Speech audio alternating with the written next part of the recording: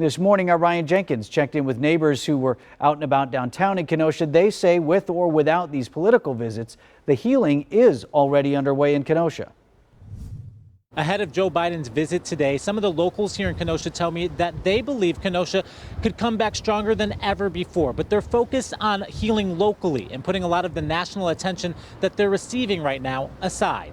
There was no riots, when the President Trump was here, which is good because we've definitely been, my husband and I have been praying, for peace and not for any more violence and riots. SIRENA CRUZ is painting a mural on the front of her family's church Thursday as the city of Kenosha prepares for another major political appearance in the aftermath of last week's unrest following the police shooting of Jacob Blake.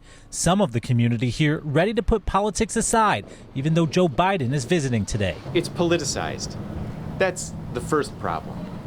Trump comes and then Biden comes. This is just a campaign issue. Kenosha artist the SKRAUSS hopes the systemic and physical healing of this city can happen locally. It's the community's responsibility.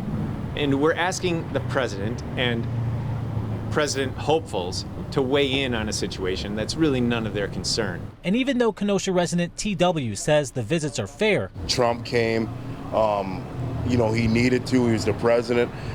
Joe Biden has a big base out here. He needs to come. He too agrees the conversation surrounding race and police reform must continue locally, even as the national spotlight comes and eventually fades. I think we got a lot more work to do, obviously, no matter what race, political party.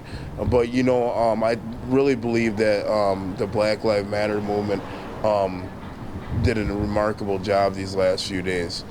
And neighbors I talked to also point out that the last week has been peaceful here in Kenosha.